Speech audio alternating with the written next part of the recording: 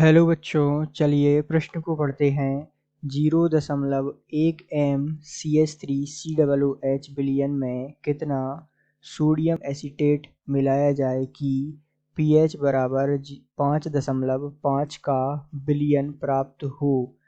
हमें दिया हुआ है CH3COOH का pKa मान दिया हुआ है, pKa बराबर 4.5 और आपको विकल्प दिए हुए हैं। विकल्प ए है 0.1 m, विकल्प बी है 1.0 m, विकल्प सी है 0.01 m और विकल्प डी है 10.0 m अर्थात 10 मोल प्रति लीटर।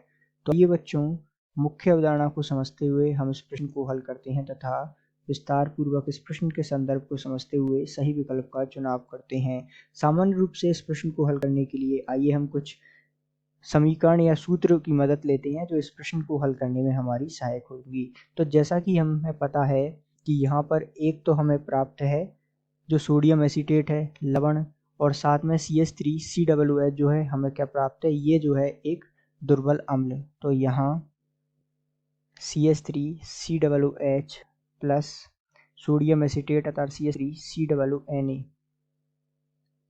ये जो है दुर्बल अम्ल है और ये जो है लवण है। अब ये जो है मिलके किसका निर्माण कर रहे हैं, तो ये बफर विलयन का निर्माण। तो और जिसकी पीएच दे रखी है, हमें बफर विलयन की पीएच दे रखी है अर्थात इस मिश्रण की पीएच है 5.5।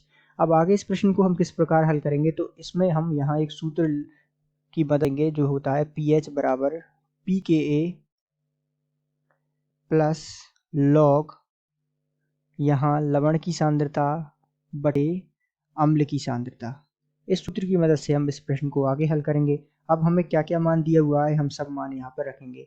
तो चूंकि हमें pH का मान दिया हुआ है 5.5 इस बफर विलयन के लिए, pKa का मान भी हमें दिया हुआ है 4.5। ध्यान दीजिएगा यहाँ pKa का मान ये हमें दिया हुआ है 4.5 किस CH3COOH के लिए। अब यहाँ हम रखेंगे लॉग, चूंकि लवण बटे अम्ल। लवण क्या है यहाँ पर हम देख चुके हैं, लवण जो है CH3COONA अर्थात सोडियम एसीटेट, और अम्ल क्या है CH3COOH। अब आइए इस प्रश्न को यहाँ तक हमने हल कर लिया। अब इसे आगे हम चरणबद्ध रूप से हल करते हैं। तो यहाँ इस समीकरण को हम इधर ले आएंगे तो यहाँ क्या होगा, ये 5.5 में से चला जाएगा 4.5 क्योंकि इधर आते ही ये जो है घट जाएगा और यहाँ हमें बचेगा लॉग लवण बटे अम्ल।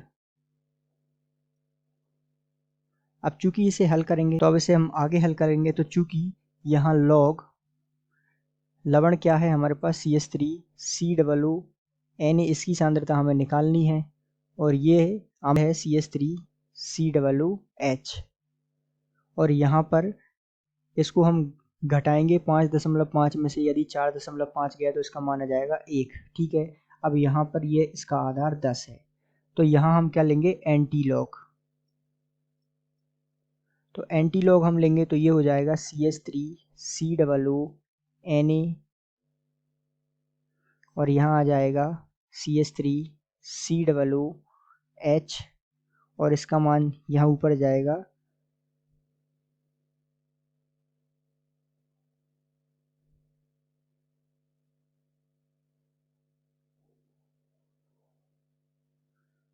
10 और इसकी घात ये जो है 1 एंटी लॉग लेने पर। अब यहाँ इसका मान हम निकालेंगे तो CH3COONA लवण की ये जो है सोडियम एसीटेट, इसकी हमें सांद्रता चाहिए।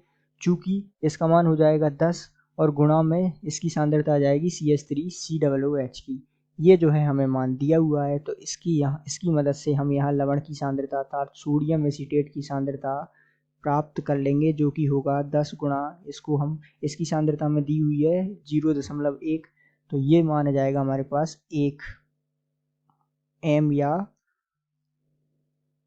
जो है CH3COONA की सांद्रता हमारे पास आ जाएगी, उसका मान हो जाएगा 1 मोल प्रति लीटर। तो ये जो है हमारा अंततः उत्तर हमें प्राप्त हो गया। अब आइए हम विकल्प चुनते हैं।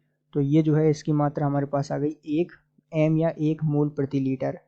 तो हम कह सकते हैं कि 0.1 MCH3COOH बिलियन में यदि हम 1 मोल प्रति लीटर सोडियम एसीटेट मिलाएं तो उस विलयन की पीएच जो हमें बफर विलयन प्राप्त होगा, उस बफर विलयन की पीएच 5.5 होगी। तो हम कह सकते हैं कि दिए गए प्रश्न का सही उत्तर विकल्प बी है। आशा करते हैं आपको समझ आया होगा। धन्यवाद।